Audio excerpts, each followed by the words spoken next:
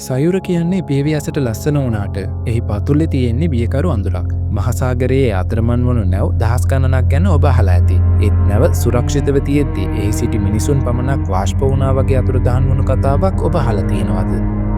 අද අපි කතා කරමු එවැනි කතාවක් ගැන. රැඳෙන්න කියලා ආරාධනා කරනවා වීඩියෝවේ අන්තිම මොහොතේ.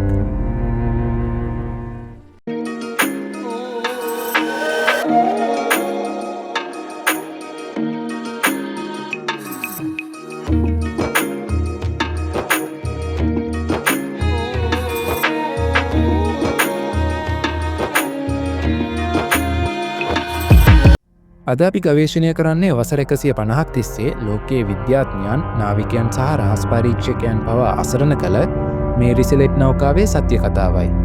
අංක 1. මේරි සෙලෙට් යනු ශාපලත් නැවක්ද? අභිරහස පටන් ගන්නේ 1872 දී නෙමෙයි. මේ නැවේ මුල් නම ඇමේසන්.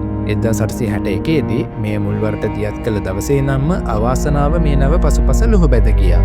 එහි පළමු කපිතාම්බරයා වැඩ පටන් ගෙන දින දෙකකින් හදිසියේ මිය ගියා. සිය පළමු ගමනේදීම නැව වෙනත් යාත්‍රාවක ගැටි අනතුරකට ලක් වුණා. අවසානයේ 1867 දී කුණාටුවකට හසු වී මෙය ගොඩබිමට ගසාගෙන ආවා. නටබුන් වුණු මේ නැව පස්සේ කාලෙක ඇමරිකානු ජාතිකයෙක් මිලදීගෙන ප්‍රතිසංස්කරණය කරලා මේරි සෙලෙට් කියන නම වෙනස් කළා.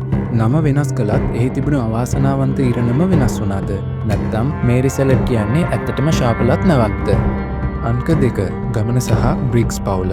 1872 නොවැම්බර් 7 නිව්යෝර්ක් වරායේ. කපිතාන් බෙන්ජමින් බ්‍රිග්ස් කියන්නේ හරිම ආගමික මත්පැන් පාවිච්චි නොකරන ඉතාමත් දක්ෂ නාවිකයෙක්. ඔහු මේ ගමනට තමන්ගේ බිරිඳ සාරා සහ අවුරුදු 2ක දියණිය සෝෆියාවත් එක් කරගන්නවා. නැවේ තිබුණු මත්පැන් බැරල් 1701ක්, නැවියන් 7 දෙනාත් එක්ක මුළු පිරිස 10යි.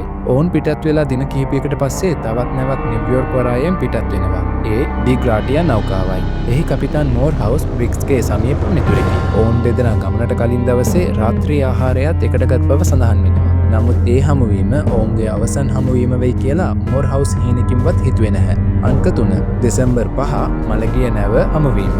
දින 28කට පස්සේ පෘතුගාලයට නාවික සතුපුම් 400ක් ඇතින් ඩි ග්‍රාටියා නැවට මේරි සෙලෙට් එක හමු වෙනවා. මෝර්හවුස් දුටුවේ අමුතු දර්ශනයක්. නැවේ රුවල් අඩක් දිගහැරලා නමුත් කිසිම පාලනයක් නැතිව නැව වැනෙනවා. මෝර්හවුස්ගේ සහායකයා වුණු ඔලිවර් ඩේවෝ තවත් නැවියන් කීප දෙනෙක් එක්ක මේරි සෙලෙට් එකට ගොඩමුණා. ඔවුන් මුලින්ම කෑ ගැහුවේ කවුරුත් ඉන්නවද කියලා. ඒත් ඇහුනේ මුහුදු රළ ගැටෙන සද්දය විතරයි. ඔවුන් නැව පරීක්ෂා කරද්දී හමු වුණු සාක්ෂි මෙන්න. නැව සටහන් පොත. එහි අවසන් සටහන තිබුණේ දෙසැම්බර් 25 වෙනිදා. ඒ කියන්නේ ඔවුන් හමුවීමට දින 10කට කලින්. කෑම මේසය.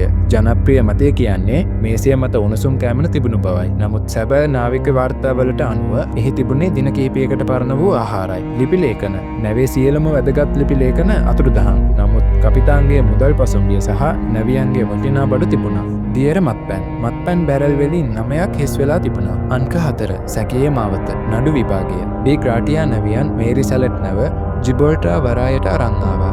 එහි විශාල නඩු විභාගයක් පැවැත්වුණා. මෙතනදී හැමෝම සැක කළේ කපිතාන් මෝර්හවුස්ව. ඔහු තම මිතුරා මරා දමා නැවේ රක්ෂණ මුදල් ලබා ගැනීමට උත්සාහ කළාද? නැවේ ලේ පැල්ලම් තිබුණු බවට මුලින්ම සැක කළත් පසුව ඒවා මලකඩ සහ ආහාර පැල්ලම් බවට තහවුරු වුණා. වසර ගණනාවක් තිස්සේ කළ පරීක්ෂණ වලින් පස්සේ මෝර්හවුස්ට එරෙහිව කිසිම සාක්ෂියක් හමු වුණේ නැහැ. අවසානයේ ඔවුන්ට බේරා ගැනීමේ මුදලක් ලැබුණත් එය ඔවුන් බලාපොරොත්තු වූ ප්‍රමාණයට වඩා ඉතා අඩු එකක් වුණා. ඒ කියන්නේ මේ අභිරහස නිසා ඔවුන්ට ලැබුණේ පාඩුවක් විතරයි. අංක 5. මොකක්ද ඇත්තටම වුණේ? මේ ගවේෂණයේ වැදගත්ම කොටස දැන් අපි බලමු. මේ පිරිසට මොකක්ද වුණේ? මතය අංක 1. මත්පැන් වාෂ්පය. වැඩිපුර පිළිගත හැකි මතය මෙයයි.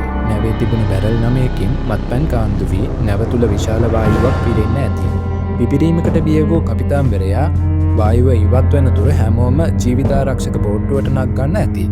ඔවුන් නැවට බැඳ තිබුණු ලණුව කැඩී ඔවුන්ව මුහුදට ගසාගෙන යන්න ඇති. මතය අංක 2. මුහුදු භූමිකම්පාවක්. අත්ලන්තික් සාගරයේ ඒ ප්‍රදේශයේ ඇතිවුණු භූමිකම්පාවක් නිසා නැව ගිලෙන්න යනවා කියා බිය වී ඔවුන් නැව අතහැරියා වෙන්නත් පුළුවන්. මතය අංක 3. අද්භූත බලවේග. බර්මියුඩා ත්‍රිකෝණය වගේම මේ ප්‍රදේශයත් අද්භූත බලවේග සහිත තැනක් ලෙස සමහරු හඳුන්වනවා. නමුත් ඒ සඳහා විද්‍යාත්මක සාක්ෂි නැහැ. අංක 6. අවසානය. මේරි සෙලෙට් අභිරහස අදටත් විසඳිලා නැහැ. බ්‍රිග්ස් පවුලට මොකද්ද වුණේ කියලා සාගරයේ අදටත් රහස් රකිනවා. මේ කතාව ලෝක ප්‍රකට කරන්න ෂර්ලොක් හෝම්ස් ලියපු සර් ආතර් කොනන් ඩොයල් පවා කතාවක් ලිව්වා. ඔබේ අදහස කුමක්ද? බ්‍රික්ස් පවුල තවමත් කොහේ හෝ සාගරය පතුලේ සැඟවී ඇතිද?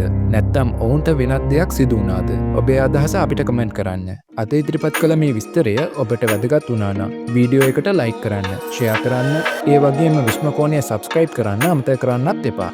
මම තවත් මෙවැනි විස්මිත කතාවකින් ඔබ හමු වෙන්නම්. ස්තුතියි හැමෝටම.